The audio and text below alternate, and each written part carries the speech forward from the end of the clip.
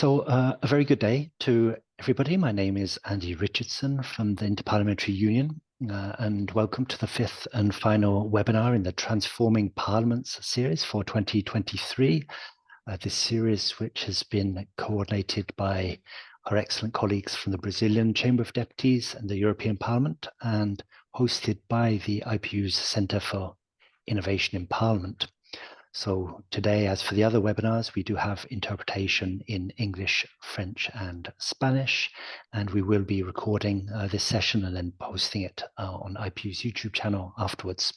So the fifth webinar of the year in the Transforming Parliament series, previous ones have focused on cloud computing, data-driven legislative work, digital service for MPs, and most recently, artificial intelligence in lawmaking, an interesting and ongoing discussion.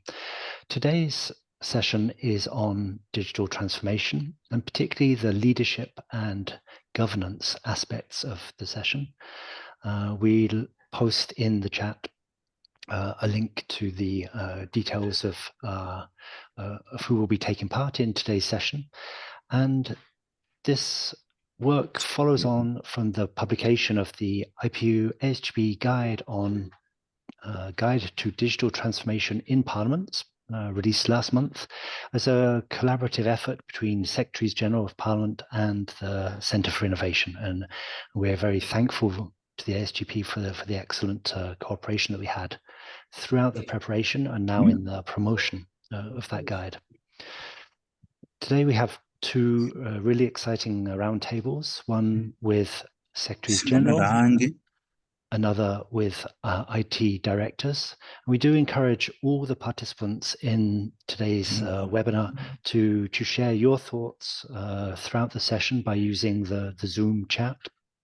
We've put a couple of questions to you in the email confirmation, and we'll also come back to those during today's session.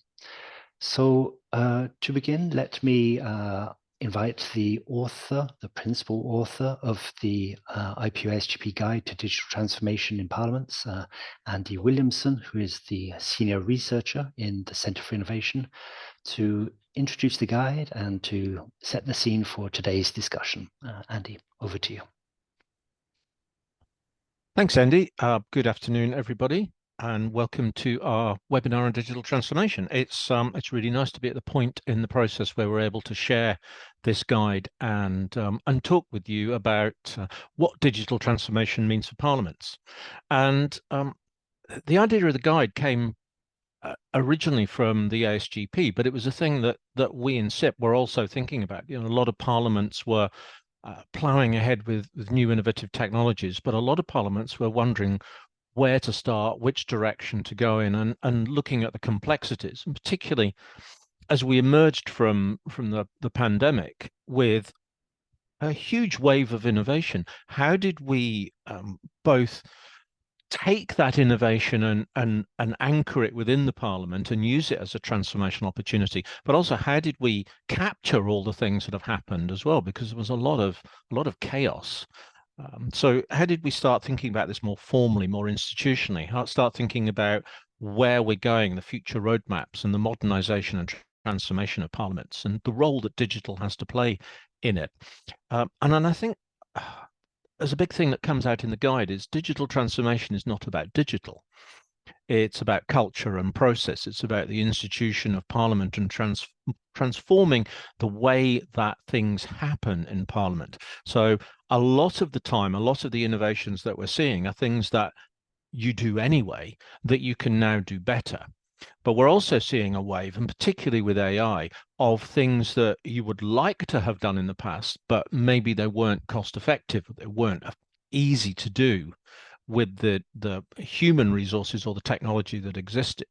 So we're seeing another wave coming through with AI supported tools, and that makes digital transformation as a program in Parliament even more important, because we see this as a process of continuous innovation.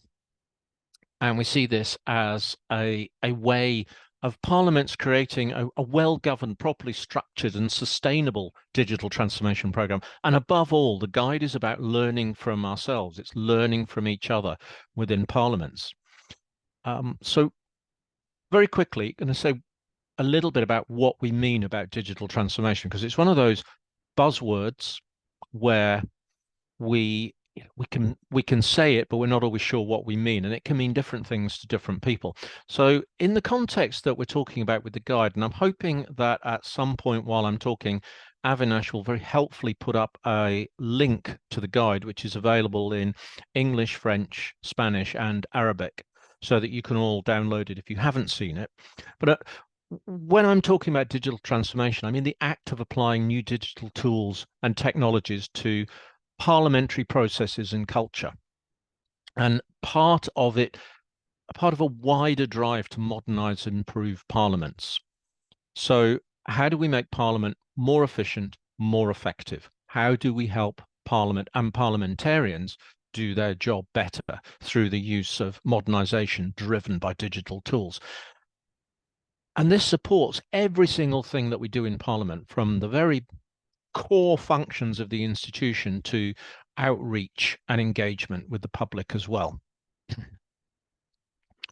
So it's a journey of innovation, modernization, and renewal. And one of the things we're well aware of, and I hope we can highlight in this session today, in this webinar, is that everybody is in a different place. Everybody is coming at this from a different position and a different starting point, and everyone's journey is going to look slightly different. Some parliaments will want to go a long way down a road. Others will just want shorter journeys and to break it up.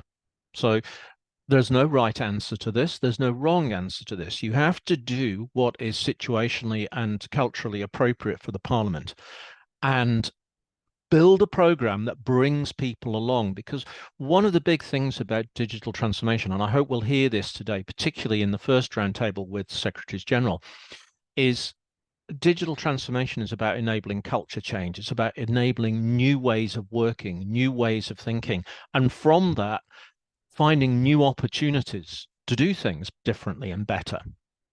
It's also about failing. We don't really want to talk about that, do we? But actually, if we're innovative and we're trying new things, sometimes they won't work. So it's about having a culture of being able to try things, experiment, maybe move back, maybe being more incremental rather than big bang projects, looking at incrementally improving. If that's appropriate to the Parliament, I think that can be a much better way of operating. But above all, it's about I think today, and the guide is about sharing this knowledge, because parliaments are unique institutions. I think we say this every time we talk about big picture stuff, but parliaments are not quite like anything else. And yes, digital transformation, you can look at Gartner guides to digital transformation and what they do in the banking industry and what happens in pharmaceutical companies, and there's lots to learn. But they're not parliaments. They don't have democratic accountability. They don't have elected members, and a high churn of core users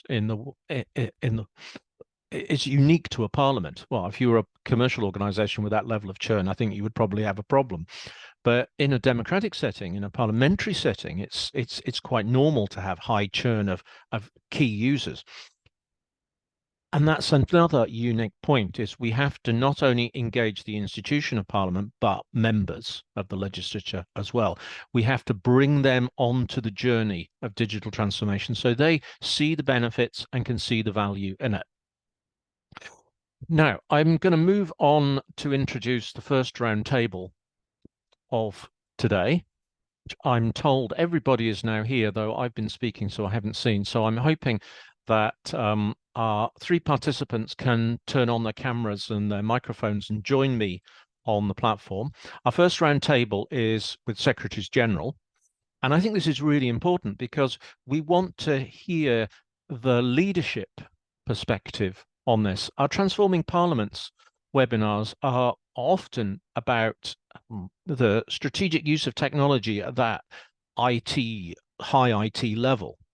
But I think for digital transformation, we're moving far above that. This is institution-wide. So to contextualize and start this conversation this morning, we're going to welcome, I hope, because I can't see on my screen, but I'm hoping I've got Ragnar Arnardóttir, who's the Secretary General of the Alþingi from Iceland, and Remco Nemelman, who's the Secretary General of the Dutch Senate, and Clement Nyandieri, who is Director General of the Parliament of Kenya. And I really want to thank the three of you for being available and joining us today.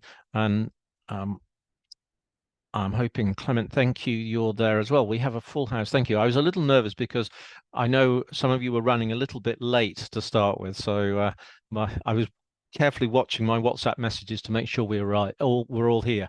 So brilliant. Thank you very much for joining us today. And I appreciate your time. You're all busy people. But I think the fact that we've managed to get a roundtable of three Secretaries General should say to everybody in this webinar how important this subject is, that digital transformation is something that the whole institution of Parliament needs to take seriously. My focus with a lot of this is about culture and process. Ragnar, you joined us for a focus group when we were preparing this guide. And one of the things that really struck me about the things that you were saying was about, no matter how organized and how good we are at doing this, we also have to keep the momentum going. We also have to think of how this is an ongoing process. So maybe I could start with you and just ask you a bit about how do you, as a leader in Parliament, keep a culture of transformation and modernization going? How do you keep a sense of wanting to change alive without it becoming exhausting or people getting fed up with it? Well, thank you, Wendy, and hello, everybody. I have to apologize for me being here in my office at the Parliament House. We are moving now to a new office building at the Parliament of Alþingi, and of course, nothing works there. So talking about digital matters and transformation, well, my headset didn't work and nothing worked, so I ran into my old office and here I am. But I hope that you hear me well. Yeah, it's all okay, good. Good. So, I mean, we have been on a journey that has taken far too long. I mean, as I have explained to some of you before, that I mean, we have had specialists here working maybe 20, 30 years. They're doing excellent jobs, but they like their programs. They like their old digital environment very well. They say everything works fine, so why should I stop use it? And I'm retiring in 5 years. So well, I don't want to change anything. And we have the IT, and they have also been working very long here at the Parliament. Some of them have been working for 15, 20 years. And they say, okay, well, we are trying to do something, but every time we start focusing on development, there is something coming up, demanding our attention, something else, everyday business. Because, people consider that this is not their everyday business, this is something extra that they have to focus on, and this takes time from people, which is, of course, not the right mindset. So we started to have this approach that we made a team which ran through the organization, and the leader of that team is actually not the IT specialist, but she understands very well what those who are writing the documents and making documents and speeches and everything. She knows what they are going through, so she is sort of pushing on the development. But what we have had now is a former MP. He is really skilled and he is really interested. He knows, what MPs are going through. So we hired him, sort of made a contract with him to sort of help us with the development. But now I'm thinking, and since I've not said it in my organization, I would like to ask you to not refer me on this. But I think, IT development, digital development, and, running everyday business is two separate things. Operation and development is not the same thing. So I'm thinking about maybe to create two separate units with two separate head of units. So that is where I'm at. You have to find the approach. Who is burning for this? Who wants this beside me? So thank you. I think there's an interesting point in there as well, that focus on information management. It's not information technology, it's what we do with the information. The data and the documents are important, and the people around it. The technology is an enabler. Clement, in the Parliament of Kenya, you've done a lot of work, and I'm wondering how you see your role as Secretary General in perhaps, I guess for you, there was a big change came from COVID. You perhaps learned a lot of lessons about how digital tools can support the Parliament better. Have you felt a change in your role since then as you've adopted more digital practices? Thank you very much, Andy. In our structure, I'm Director General in charge of services to the two houses of Parliament. So I'm not Secretary General. The two houses each have a Secretary General, so a Clerk of Parliament. But I'm in charge of ICT as one of the functions that I oversee. It's true, we've tried to put in place a number of reforms. First thing we did was to have a digital transformation strategy, a well-developed program of activities looking at the hardware, the software, and the people management. So we are now at the implementation stage. We realized the technology uses quite a bit of the network, so we are doing a network upgrade. We have a number of tools that we have put in place, and as a system for management of the chamber business, from the basic things of audiovisual in the chamber to the use of tablets for document access, and then the email system that allows for communication. Our long term is to put in place systems for legislative business. For example, the legislative tracking system for the legal team, the clerks in the chambers, and then the back-end documentation. So it is work in progress. It's quite involving, it's expensive, and the budgets are not that forthcoming. So we have to do this in phases, I must say. Thank you. It's an interesting point about the budget, and I might come back to that if we have time, because obviously one of the challenges with digital transformation is it comes at a cost, and that's easier for some parliaments than others. But Remco, in terms of the Senate of the Netherlands, you've got a track record of doing some quite innovative digital things. I mean, I think back to your paperless Parliament project of many years ago. Do you see a different understanding and a different culture around digital transformation now than you might have done in the past? Do you think there's a greater understanding of it? And I'll open that question up to both members and staff within Parliament. Do you think that, do you feel it's an easier sell, if you like? Well, thank you, Andy. I do a lot of research myself to the use of AI and also in Parliament. But what I see in the Netherlands is that we have two chambers in the Netherlands, so House of Deputies and the Senate. I think my colleagues of the House of Deputies are even more in front of, more further in the development of digitalization in Parliament. They have their own political digital commission, so we haven't yet in the Senate. There's discussion between certain parliamentary groups and political parties. Some are saying it's needed, very much needed. Others say, well, it's not needed because it's from everybody. But if it's from everybody, then, well, it's alluded. It's not that focused on. So, and you have to be very careful, of course, as a Secretary General, to push forward politically in those discussions. But we have granting from politics that our staff and my staff should be prepared for the new coming of the digitalization in the new era. So what I've done, and as we speak at this moment, one of my substitutes and one of the 5 I have is specially dedicated from the 1st of January on this project. So she will be only dedicated to AI and Parliament and how the use should be used in our systems, not only in our systems, but also for politicians to use it to scrutinize the government. because we know that the Dutch government is using AI on a very large scale. And so not only a substitute, but also we're starting the 1st of December, and I just signed her contract this morning.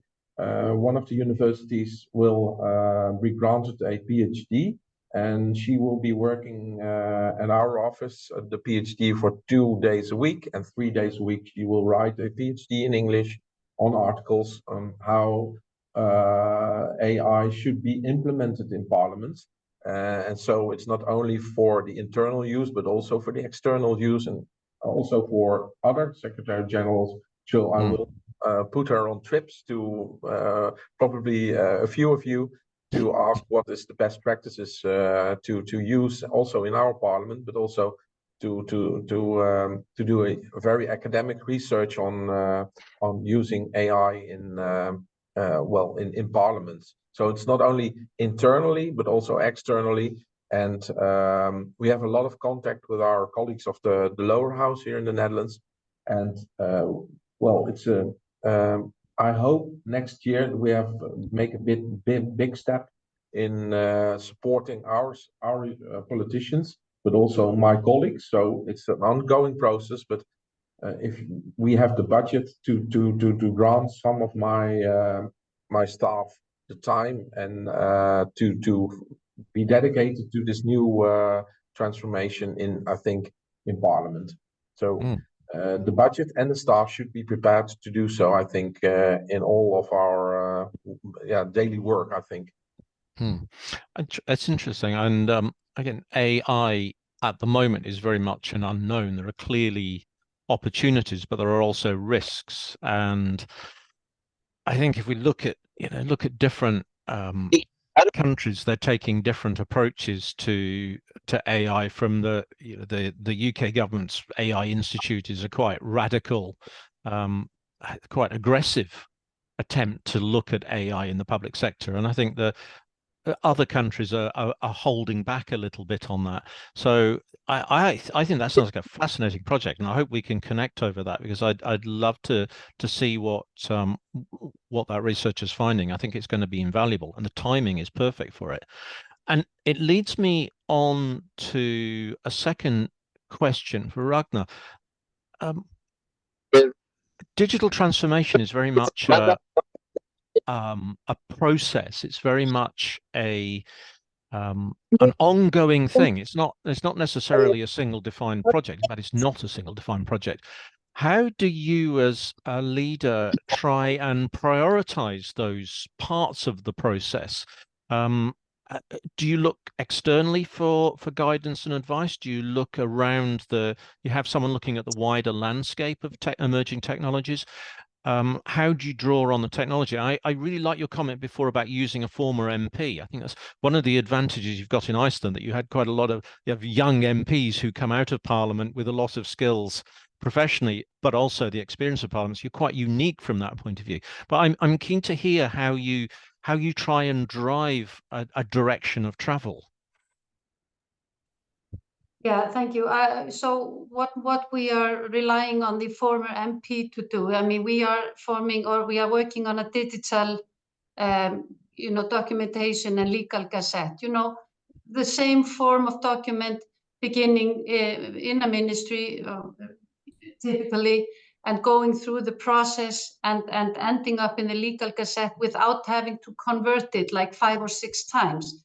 Also, make it more easier to set up documents, set up amendments and proposals.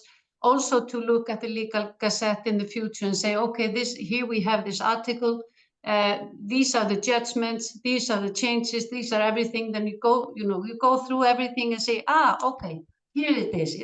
Because we are looking at from the, as a citizen. I would like to know a bit more about, the penal code. What does this article in the penal code mean? What has the Supreme Court done to do it? And it seems like it's really simple, but it's not.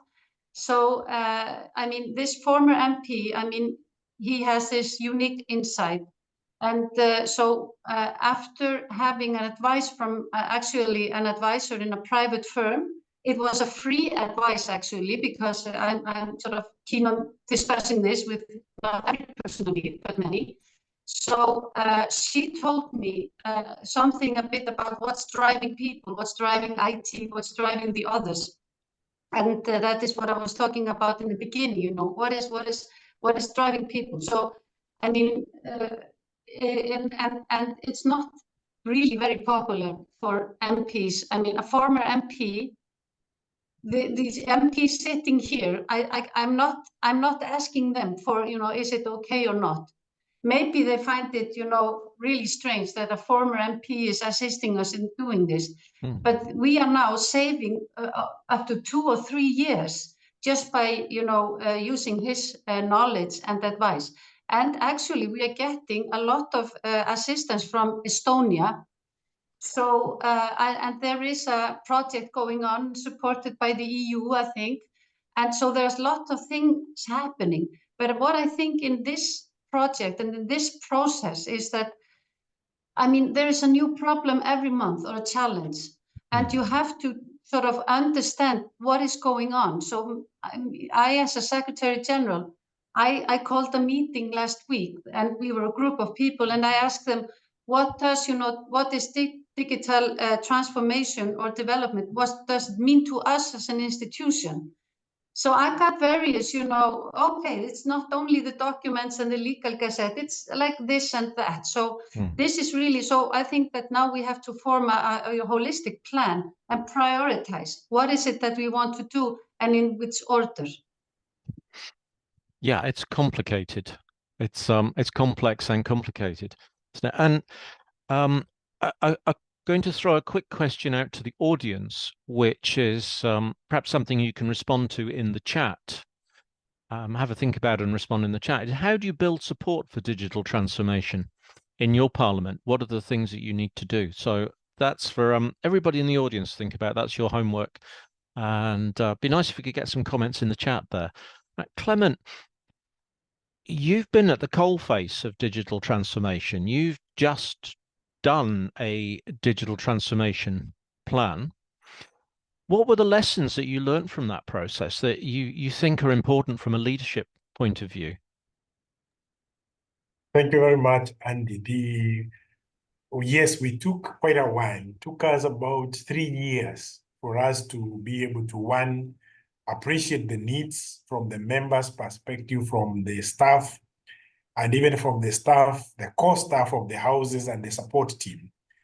We had a team that was made up, which initially I chaired and later handed over to the director of ICT. The major lesson was the need for inclusivity.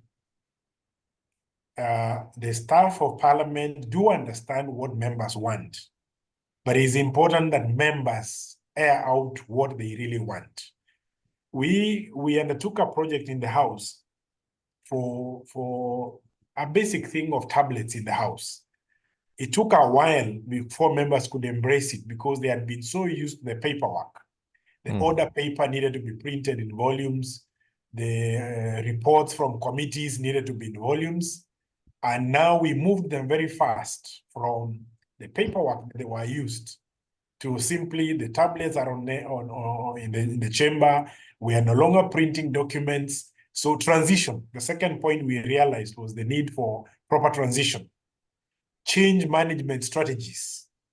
About 2 months ago, I had to organize a training for the technical team made up of the officers of the house and IT through a change management process because we realized we had not been adequately prepared to handle that change from what members had been used to a new environment where you needed to go through documents that are not what you had been used to. Then we realized the gap. There's a gap between technology, the level of appreciation of technology. Our members of parliament are very varied. We have the older generation, middle to younger. So we needed to bridge that gap of the difference in terms of appreciation of technology. Then the last point was the ambition we had. We were too ambitious. We wanted to implement very many things from network upgrade to cloud computing to a number of systems. I go back to budget. We didn't have enough money. So we had to scale down and now program our activities, start from network upgrade, basic systems, and then now enterprise resource planning system next financial year, in between a legislative management system. So I would give those points for now, Andy. Great, thank you. Sorry,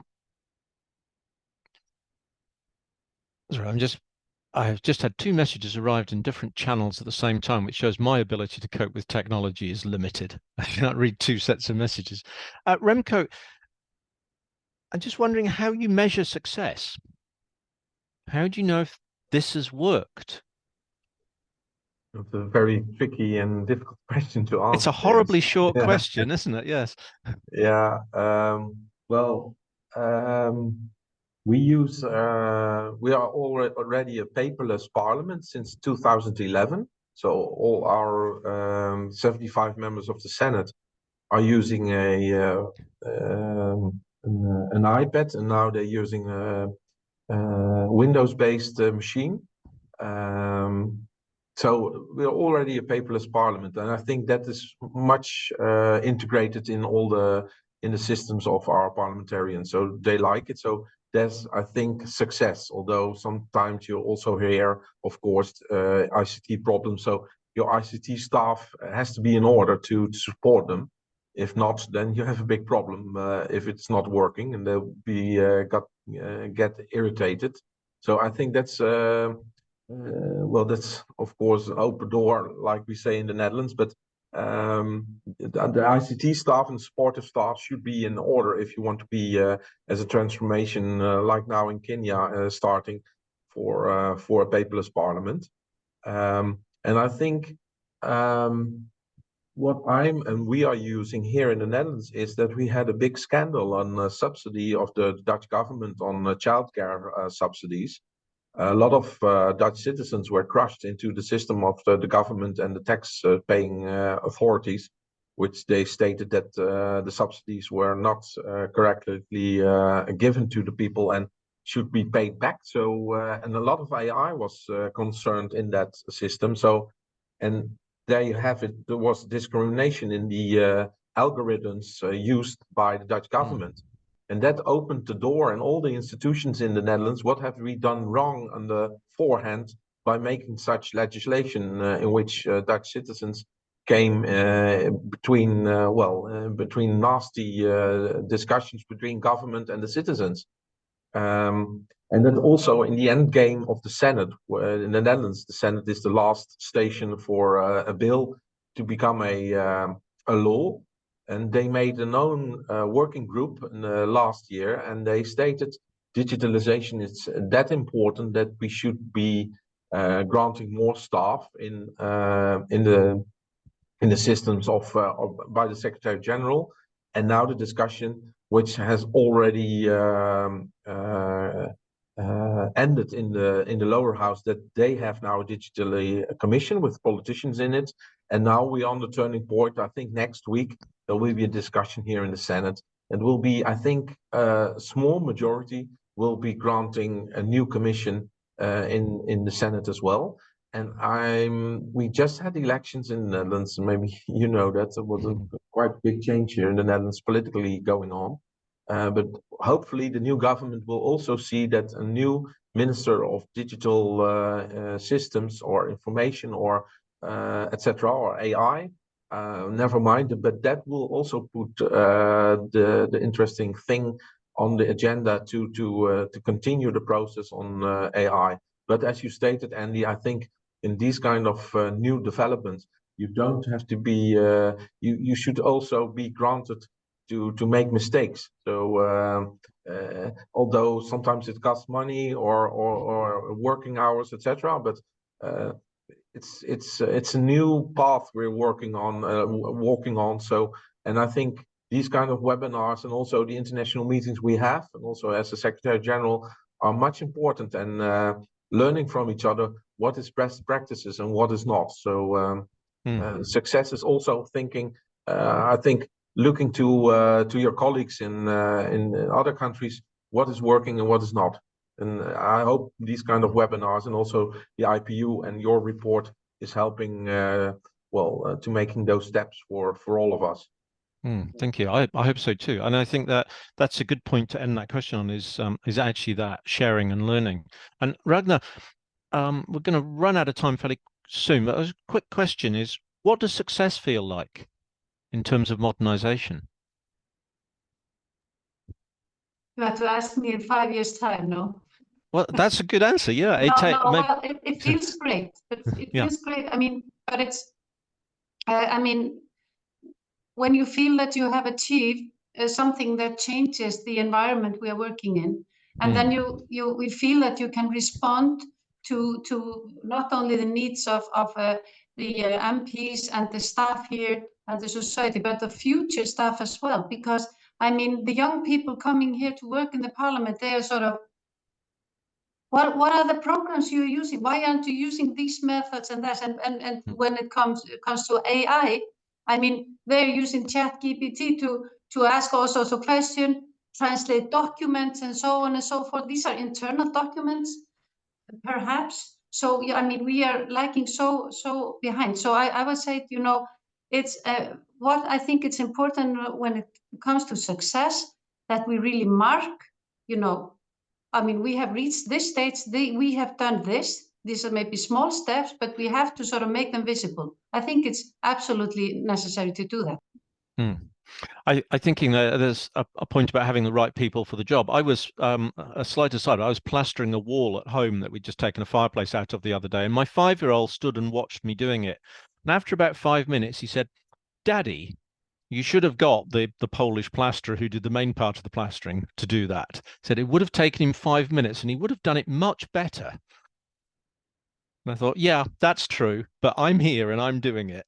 So vote of no confidence from the 5-year-old in my plastering skills, but it's an important thing. So I'm going to finish this session, Clement, with you just asking, are you able to get the people with the skills to do the job as digital becomes more complicated, as AI comes on the horizon? Are you worried about getting the right skills in Parliament? Not that worried, because in terms of training, Kenya is one of those that has been fairly good in training around ICT. We also have retraining and training and sharing from other countries. We've just had a team that was in Estonia recently, and they have picked a few ideas. So in our own assessment, capacity is there, then the people are there, the willingness they have, and I am not too worried about the numbers. What worries me most is, of course, the rate of change is very high. Parliaments don't change as fast. Adoption of technology in Parliament, even Regner is talking, no, it's Remco is talking about AI in Netherlands. We will get there at one point. For now, we are dealing with basic to medium requirements. So I'm not too worried. Thank you.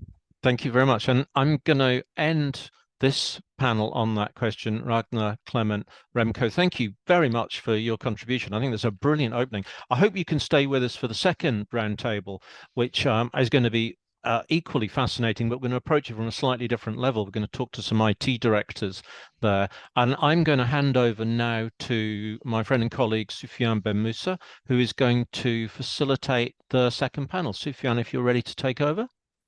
Thank you, Andy. Thank you, Andy. Good afternoon, everyone. I'll be facilitating this session. I was impressed of hearing everything just been said. Who had even thought that 15 years ago we'll hold a session where the word artificial intelligence and parliament coexist in the same phrase.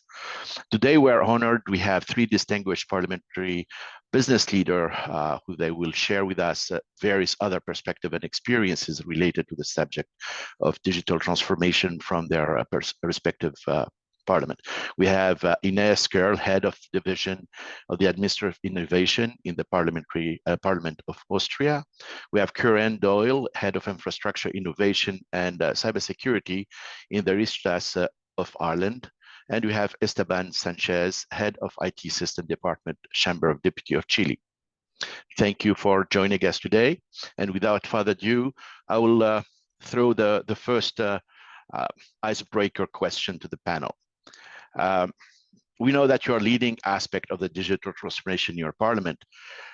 But as we heard and we know, without the proper support, you cannot succeed.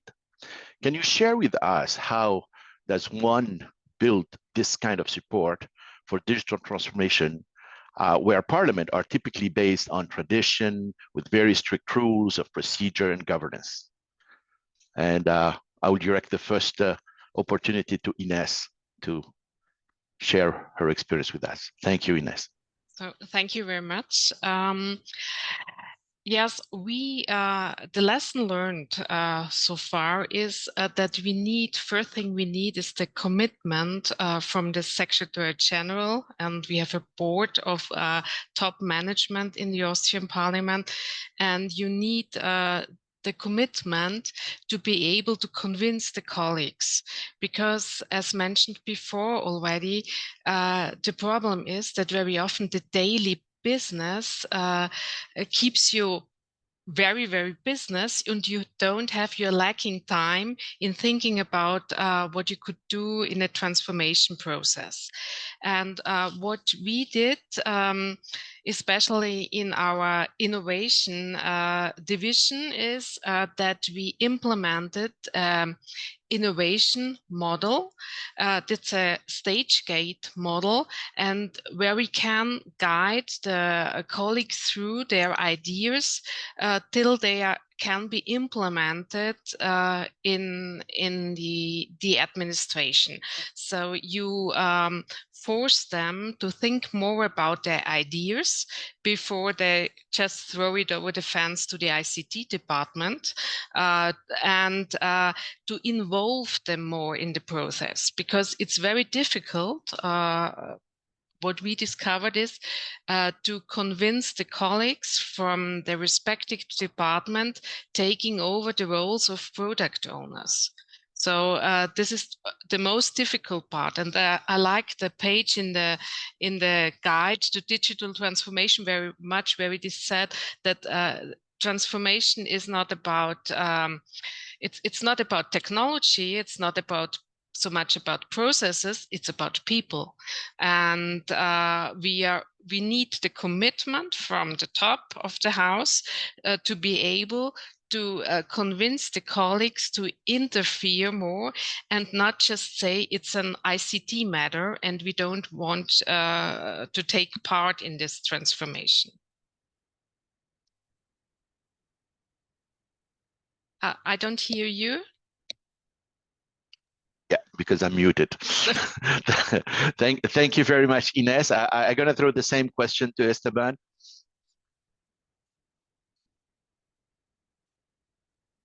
Hola, muy buenas tardes. Bueno, concuerdo con Inés en que una de las principales necesidades es el compromiso de las autoridades que nos permitan explorar nuevas tecnologías o nuevos procesos. Sin embargo, también es importante la participación de los parlamentarios, en cuanto a que cada vez que transformamos digitalmente algún proceso, los parlamentarios reconozcan que esto es una ventaja para el Parlamento. Es importante porque cuando no reconocen el beneficio, no propician esta tecnología o no propician la implementación de esta tecnología. Entonces, nosotros siempre al aplicar la transformación y buscar apoyos, buscamos tres principios nosotros. Primero, es que sea una herramienta útil para los parlamentarios o para los funcionarios. ¿Ok? Y segundo, que sea una herramienta útil para los ciudadanos en cuanto a que consuman algún tipo de información relevante del Parlamento. Y tercero, que sea una herramienta útil una herramienta de eficiencia en que mejore los procesos. Nosotros nos basamos en esos tres principios: útil para el Parlamento, para eficiencia y útil para los ciudadanos. Entonces, cuando empezamos a comprometer tanto a las autoridades como a los parlamentarios y le mostramos a los funcionarios que son herramientas útiles, conseguimos un mayor grado de éxito en la transformación digital de nuestro Parlamento.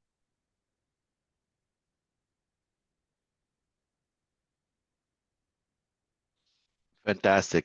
Thank you. And very revealing. We see there's two facets here, how to involve the administration by using prototyping and bringing them to be owner of the future, and then engage with the IT. And the other side here, we are hearing how to engage the member of parliament in these discussions to ensure that wherever change is coming, it will be supported by the politicians themselves. Karian, I think you have a different and covering both sides. Then please, can you share with us?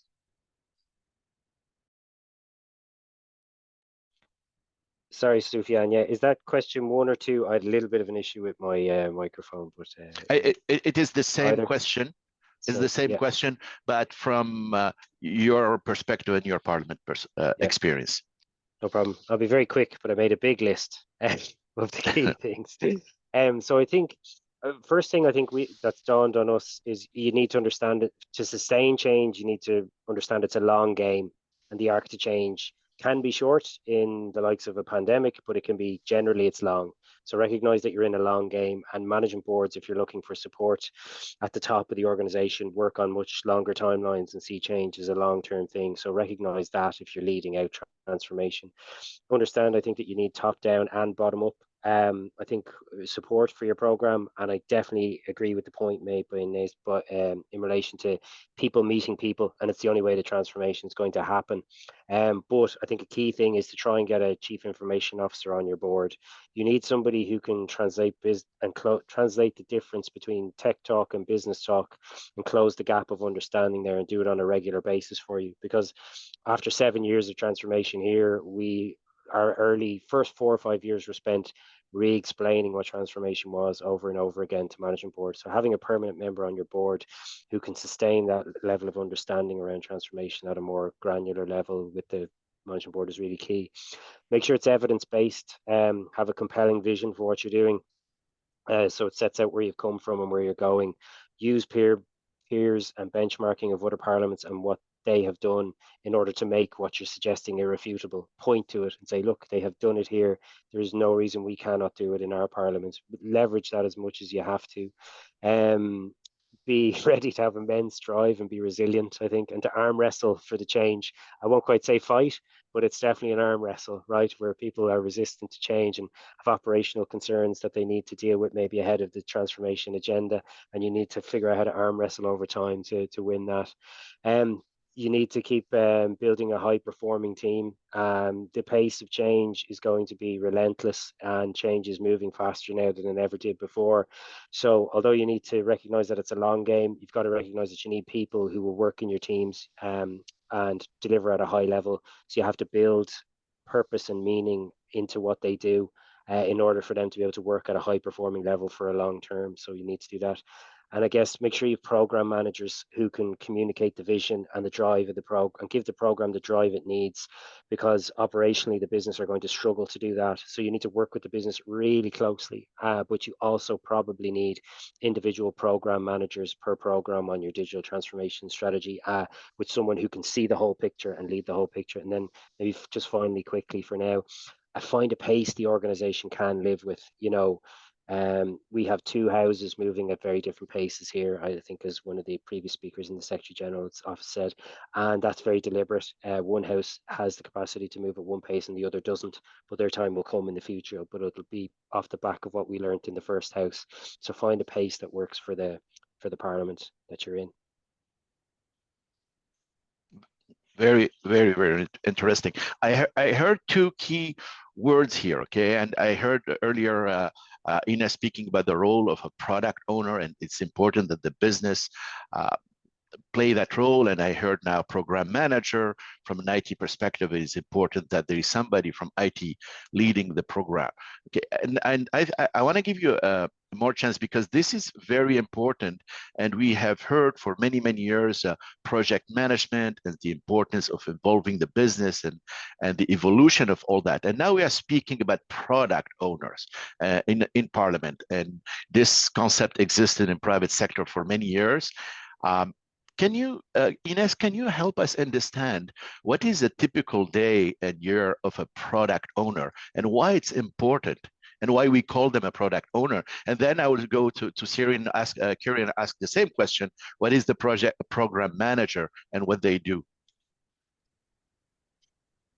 So, as I just mentioned before, we have just started to implement our digital transformation program. So the colleagues are just learning to act as product owners, and it's their task to decide which user stories they should put the focus on. So it's up to them to decide which path to take, and it's a very crucial role, because they have to understand that it's not the ICT product, it's their own product of their business unit they are going to use afterwards. So they are also taking part. First, we just with our digital transformation program, we first implemented agile project management in our institution, and so they took part in the discovery phase, where there is much knowledge transfer from the business unit to the new cooperations we have, to the new programmers and so on, and to the UX designers.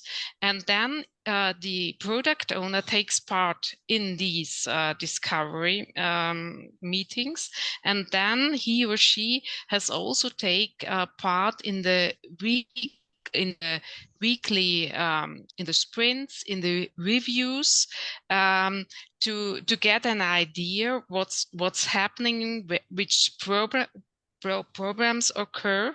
And it's also up to them to maybe talk to the business unit to get the feedback, how they, for example, we now start with a minimal viable product, and it's up to the product owner to get other people involved, whether to some kind of judgment of this product, whether the project is running in the right way.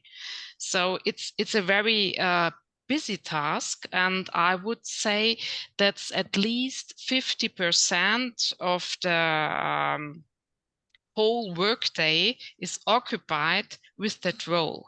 And it's very difficult to convince the people to accept this role. That's what we learn now, because before it was practical. They had just to define what they want to have.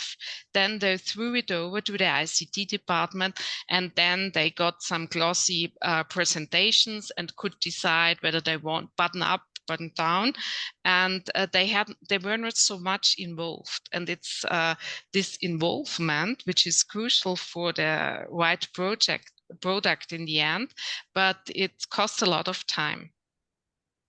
Thank you. Then, and Carrie, and then what's the flip side of this, which is the program manager from the ICT perspective? Yeah, it's quite a different role, but very closely aligned with the product owner as well. I think I'll give a quick example of how it worked in the Oireachtas and the House of the Oireachtas, and just to get it across, but I won't labor it too much. I think what we did internally was we conducted an enterprise architecture review of all the technology, the data, the technology, the applications, the data, and the business processes we had in every business unit, so about 30 business units. And then we looked at all of those things that we wanted to improve, and we mapped them into business cases, and we brought individual business cases to do short, medium, and long-term changes for the organization. And then what we did was we turned those into projects, and we clustered them into programs. And it was the job then of the individual program managers, there were 7 in total under our digital transformation strategy, to understand the collection of their projects which form their program, because that's what a collection of projects is, to have a complete vision for each program. And then their job was to become the driving force, and I guess the visionary with a co-created vision behind each program. So they have to have They have to know what the business owners want in every business unit for each project and how they're interrelated. They have to understand who the business analysts, the user experience, the developers, and the test people and the data people are on the projects. And then they have to understand how governance works, because I think this speaks to the earlier point, which is if you want to maintain and sustain support, you have to deliver responsibly. So you have to understand how your budgets work. You have to report on them with a really tight metric on an ongoing basis, and you have to watch your spend and deliver on time. And that is the job of the program manager. They have a bigger and broader responsibility. Their job is to lift the whole area that the program has been clustered around. And they have to do it for multiple projects and for multiple product owners, but doing it in an interrelated way. So it's a much bigger responsibility job. It's not the product owner isn't a very responsible job and they have operational concerns and all that kind of stuff to do. But program manager is definitely a step up in terms of picture and vision and delivery. So it's just a quick summary of really what it should be. Yeah, and that's the points I wanted to highlight, because digital innovation, it's about transformation, it's about change. And then we are seeing now more and more business rules involved in the change and methods, okay, where we have picture and user story and all that stuff, where it will involve everybody to envision the future. Then the envisioning of the future is not from building apps and buying technology, but also transforming business processes, ways of doing, and challenging status quo that existed sometimes in hundreds of years, okay? I'm gonna ask Esteban a question. We heard that failure is an essential ingredient of innovation and transformation.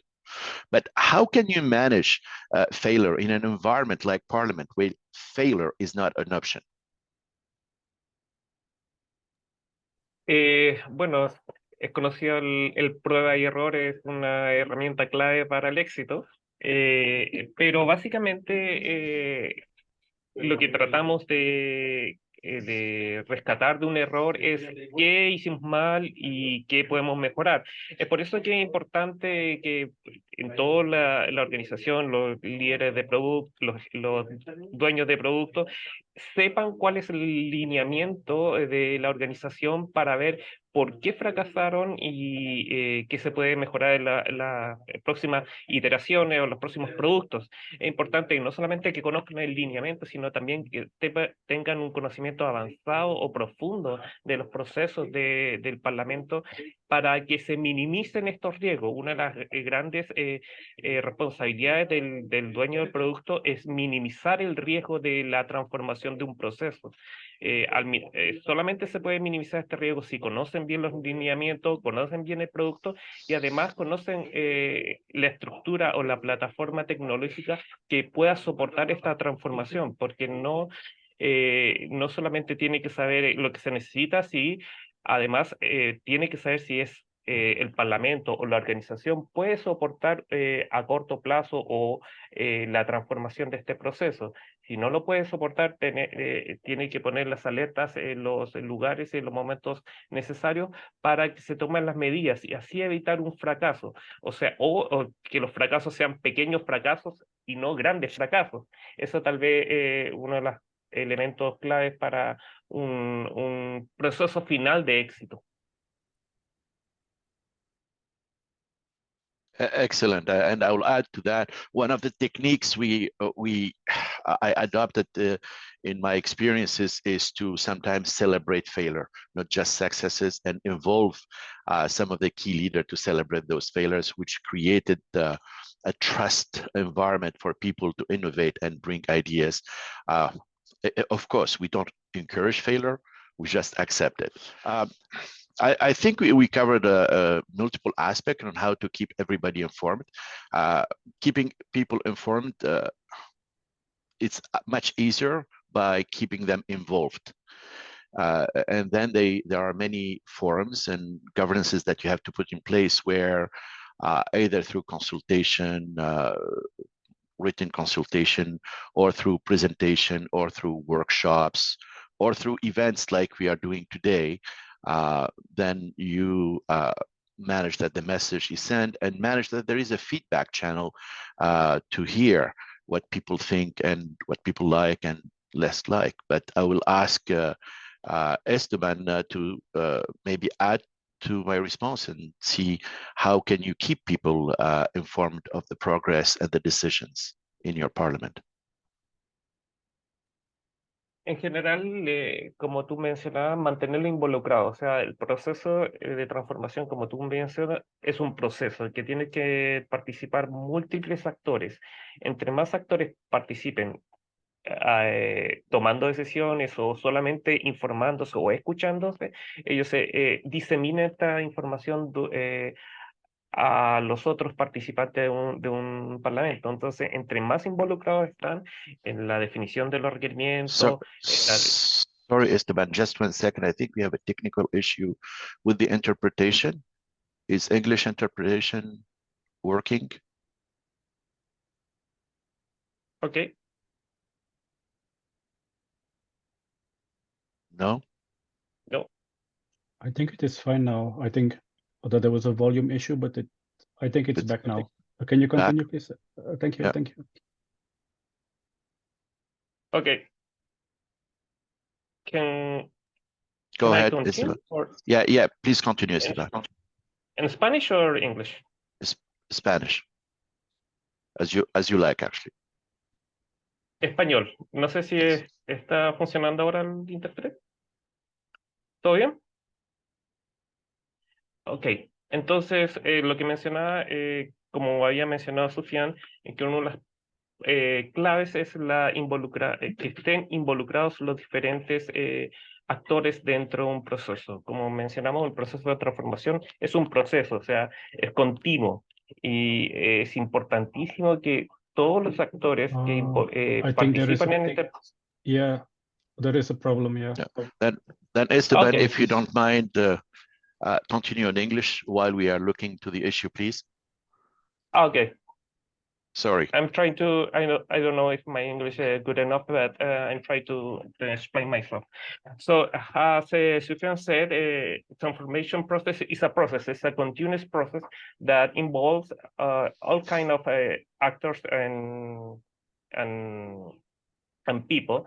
So it's important that in the process, all the actors can participate, listen, taking decision, and inform that their needs. So one main issue of the communicate is involve all kind of actors of their parliament, because if they feel involved, they communicate with their peers all useful information that for the transformation process.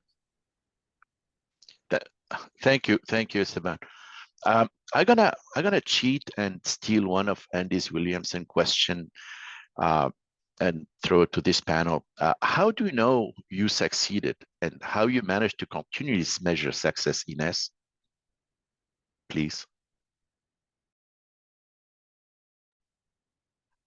So we have 3 columns of how to measure our successes.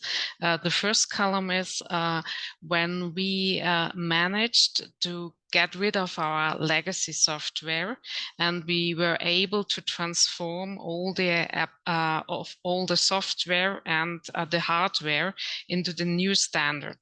And then the second column is when we also were able to renew the processes behind in the organization, because many of the applications were elaborated 25 years ago, and the process was a little bit different, and it could be changed, but as it was mentioned already before, that the people like their old processes and they don't see the necessity to change it, but we want to invite them to change this. And the third column would be when we will be able to not only change the legacy software, when we change the process and have more time for innovative ideas and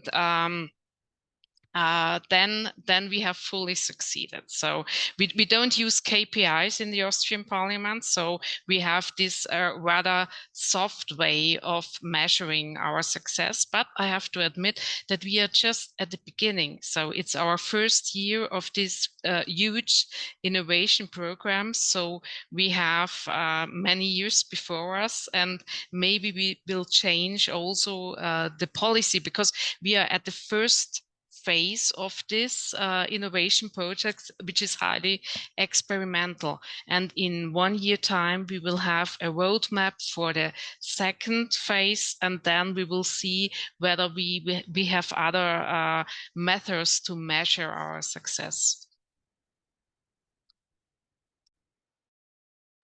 Yeah, I have to unmute. Well, Karen, there are many methods of measuring success. Some of them are doing concrete surveys to a member of parliament, or sometimes to the citizen in programs such accessibility, where we want to understand how successful are we. Some of them are benchmarking. Specifically with member of parliament and the member of the public, do you do any special measurement to see how your program and services are succeeding and accepted? Yeah, and I think we want to do more, I suppose, but what we have done so far to date is we took a baseline measurement when we started the transformation. So after we gathered the information to create the strategy for digital transformation, we took a baseline measurement across the parliament, parliamentarians, staff, everybody involved. The public, we really consulted through our web team, not so much the digital transformation team, but we established a baseline. So if you're in the early stages, or if you're, no matter where you are, I guess, in the transformation process, if establishing a baseline is key. Get a sense for where the organization is in terms of its digital experience and its own journey at an individual level, and then chart that on an ongoing basis. We do it every 6 months, so we issue a fresh survey to see where people are. But in between all that, we have a dedicated communications team within digital transformation themselves. They issue ongoing communications about digital transformation updates, and we created a digital transformation network where you bring in stakeholders who aren't product owners or senior business managers, but they're key people who have an interest in the area, and you get a sense of the kind of changes they want to see in the organization, and we give that a voice and a shape, essentially a bit of structure. And then with members, we've gone about it 2 ways. So with parliamentarians, we have established a working group. So as we develop systems for them that link up to our back office systems, like say for parliamentary questions or amendments or whatever the work process is, we have a direct working group of members that we can work with. Although I'm envious of the Icelandic model of employing a former member, I really like the sound of that. That's the way we do that with members. What I would say with the public is, I don't think our digital transformation approach in terms of engaging with them has stretched that far, or as far as we'd like it to yet. But that's certainly on our horizon as we hope to put in a chief information officer at management board level, and that should give us greater ability to reach out further and tie up the transformation that we're doing internally, to see how the outputs and the outcomes are happening with the public as well, because there are 2 key different things there that we want to measure. Thank you, Karen. Very revealing.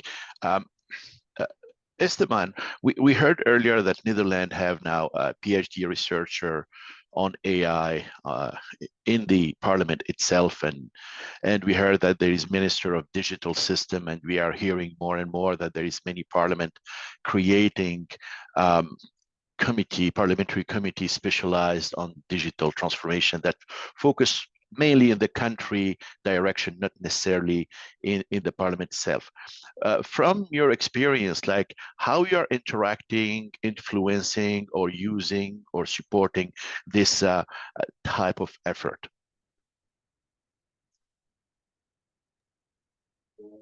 Particularmente en el Parlamento chileno se está analizando la creación de un comité solamente en el Parlamento de la implementación de nuevas herramientas enfocadas principalmente en inteligencia artificial para definir los lineamientos, cuáles van a ser los lineamientos futuros en el uso y aplicación de la inteligencia artificial de esta en el Parlamento.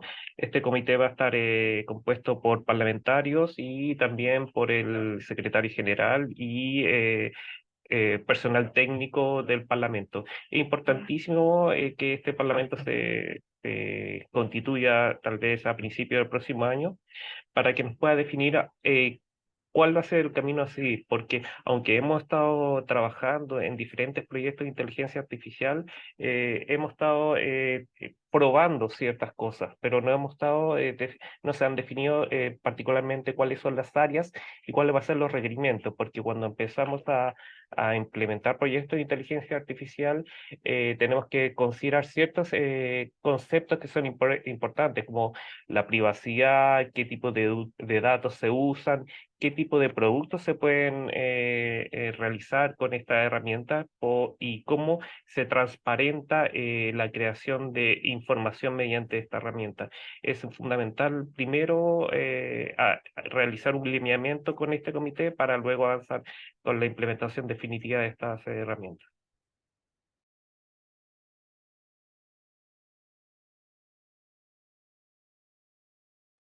Thank you, Esteban. I have a couple of questions coming from the floor. I'm trying to package them a certain way. I'm gonna interpret one of them. At what stage do we include the participation of member of parliament before the development of a system or after the development of a system? I will try to share my experience in this one. I think before and after in a different ways. Okay. In my experience, trying to have buy-in from the vision perspective from member of parliament or key member of parliament or member of parliament who have not all the member of parliament are available to be consulted or have the same interest, but is to develop those network with the right member of parliament is essential. And then any vision have to be in response to a pain or requirement or a problem that they have. Then that's essential, at least to have that support. And then one of the techniques we've used in the past and works very well is to consult all the parliamentary leader from members' perspective, the different political party, and have members who are willing to be participating in a pilot project and try that technology. And there is nothing better to sell your solution than by member of parliament themselves to their colleagues. Okay, then that's one of the technique I will say both ways, a different level, and never go and release something to all the member at one time. Any one of the panel want to add to what I just said? Karen, maybe? Yeah, no, I'd completely agree, Sufyan. There's definitely a sweet spot for engagement with members. So yeah, it sounds like you've definitely been there. And I think what we do is we have a key member who is effectively our minister, I guess, like many parliaments, which is our chair. Like, so, you know, they call them the Ceann Comhairle, but the chairman of the debate in the chamber. So we strategically frame the changes we want with the Secretary General and people like that internally. And when we're at a level of maturity with that strategic type of change we want to see brought to the members, we bring it to our chairman and brief him. And he usually sets up additional engagement sessions with members on our behalf. And he becomes like a champion for us and helps back the approach. But it's usually when it's reasonably well formed and has a good idea of how it's going to all work. You know, where a lot of other stakeholders have fed in, business, public, whatever it happens to be. But we know then we have our minister in our corner as a champion for when we get to the members themselves, and that helps a lot. And then, of course, you engage members in the early final stages of testing before going into a live build up or go live to build up. So that's our approach. It's usually well formed enough before we approach the members in the first place. Yeah, please go ahead, Ines. Yes, I'd like to add that we have got a committee with members from the ICT department in the Austrian parliamentary organization, and then with also members from all the parliamentary groups. And there we also present and discuss our program with them, and then we invited them to help us testing the first products. And we also, in the discovery phase, we also made interviews, but we also have to be careful to talk to each parliamentary group, not only one of them or two of them, but all five. That's very important for us. Yes, yes, essential actually. Well, I have a last question, and maybe the toughest question. It's like how to calculate faith. In this case, how to calculate the key KPIs of the transformation. Any ideas, any examples, like how you go about it? Key performance indicator of the transformation. Like how you measure, for example, the introduction of e-voting as a transformation to a parliament. What will be the KPIs? I have some KPIs I can share with you, okay? But sometimes those same KPIs can be sending the wrong message, okay?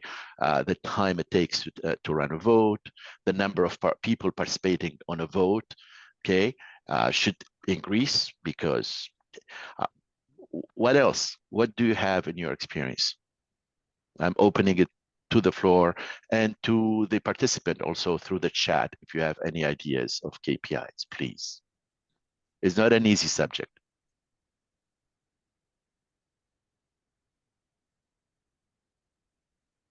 Yes, please, Esteban.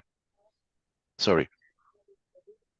La forma más concreta que nosotros hemos utilizado para medir la tasa de éxito es la tasa de uso. Muchas veces la transformación digital implementamos o digitalizamos un proceso, pero en paralelo sigue funcionando el proceso manual. Y le damos la opción a los usuarios que usen el proceso digital o el proceso manual al mismo tiempo. Es cosa de su decisión. Y empezamos a medir cuál proceso usan más, o sea, si pueden presentar una indicación mediante el proceso manual y mediante el proceso digital, empezamos a evaluar cuál es el método que más se utiliza y empezamos a investigar por qué se utiliza más el proceso manual si es que empieza a decaer ese uso. Entonces, nuestro principal método o KPI, se podría decir, es la tasa de uso de un proceso. Yes, indeed, that's the best measure, because as a service provider, if you are offering some goods and nobody is coming to consume them, that's a bad sign. In private sector, you will bankrupt. Then measuring the usage is certainly, or the increase of usage is certainly one of the best KPI. Any other examples? I think something that appeals to Parliament quite well can also be the transparency element. Like, here's data that's maybe presented somewhere buried in a website or whatever, you know, and it's a dated process, and if we can move the organization on in terms of a more digital process, we can then capture the data properly and release it properly to the public and give greater visibility. So that's a big one we always hit on, because that's at the core of the whole thing. It's about opening up the Parliament and enabling access to the data. And simply, like all the other parliaments here, I'd say processes are, like you said, a couple of 100 years old, and they don't map onto a digital society. So that one is always a key one as well. But certainly voting with their feet is a really important one as well, having people use your applications. But opening the data is always a big one we use as well. Yeah, I can speak about the fact, avoid to be very technical in your KPI. Understand why the transformation is happening. I can give you an example. In the context of accessibility, is to favor and open the door for people with certain disability to work. Then your KPI should not have to do with how many people use the app, is how many disabled people we hired. And that will be the KPI, because the main goal is to allow those people to have a place in the organization. Then your KPI should be business driven in many cases. And in many cases, all the digital transformation is not just IT. It is also many other aspects, okay? And then measuring those other aspects, success is essential. With that, I think we reach the top of our time. And unless Avinash will give us more time, I have a lot more questions. But otherwise, I will pass it back to Andy for the conclusion of this event. Thank you, Soufiane, and Kieran, Esteban, and Ines. Thank you so much for that really fascinating discussion. I'd probably say this every time, but we could go on for hours, couldn't we? And I think this is something we need to dive into in more depth and more detail, and really explore some of the complexities of this. I'm going to sum up really quickly. It's complicated. It's complex. Digital transformation is not for the faint-hearted, but it is necessary. We need to harness the technologies that are available to us, and society elsewhere, every other industry sector is using, to bring ourselves up into the modern age. It's not acceptable to just not do this. We have to, but we have to know how, we have to know what, and we have to know when. And doing that is difficult. And a couple of points that I think are worth stressing. This isn't about the technology. This is about what you do with the technology to change the processes that in turn change the culture. And culture change is hard. So we're not just going to give people a new system. We're going to ask them to work in different ways.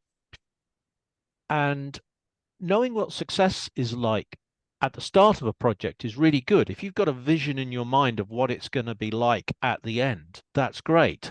And if you can hold that vision and see it developing and improving, things improving as you go along, great.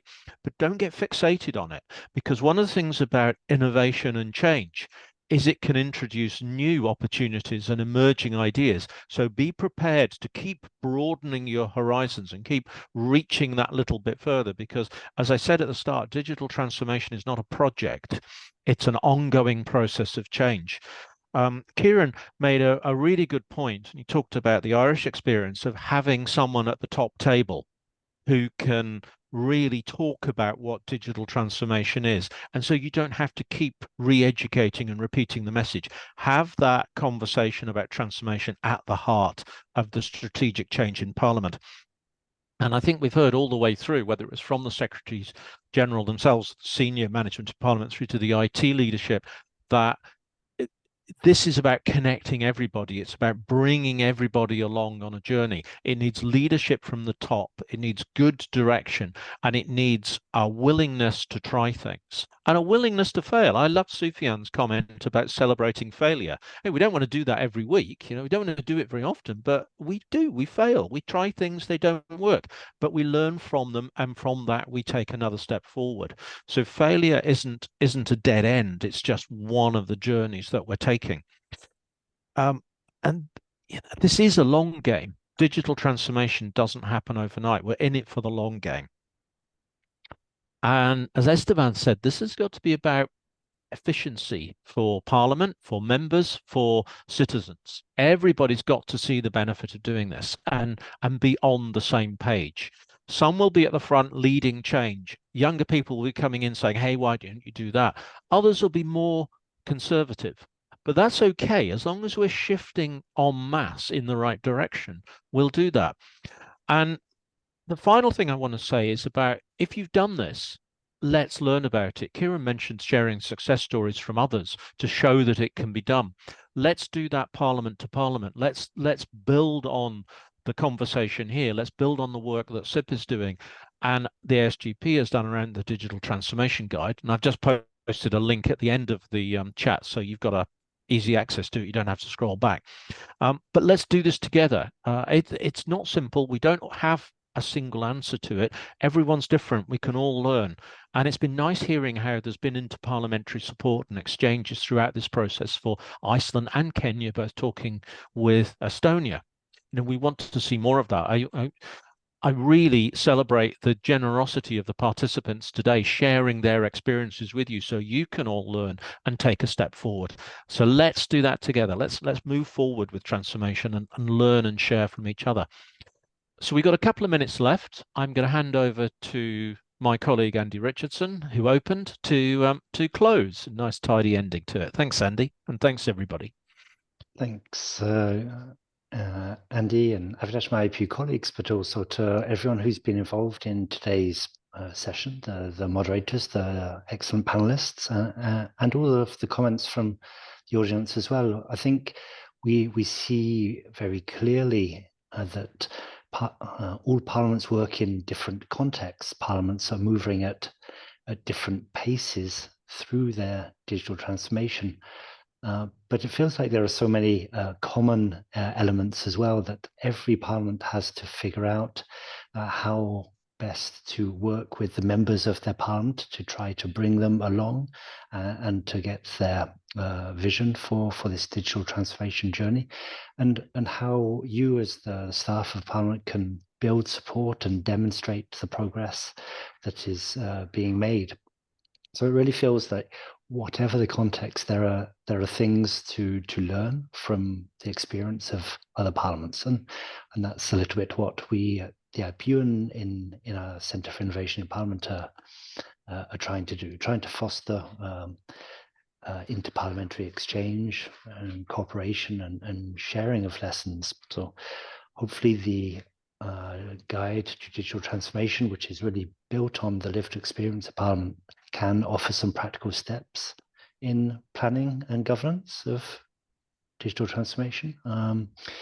We're really very lucky and very thankful to have such a strong network of parliamentary IT directors within the Centre for Innovation in Parliament, and that network will be coming together shortly to plan for the continuation of this series of Transforming Parliament webinars in 2024. So we look forward to co-creating the program of where we should focus our discussions in the coming months, and very much hope that everyone here will want to join and continue to be part of that conversation. So let's close at this point. Thanks to the interpreters, to everyone who is here. We wish you a good rest of the day, rest of the end of this year, and then we'll look forward to reconvening early in the new year to carry on these conversations. Thank you, everyone. Have a good day.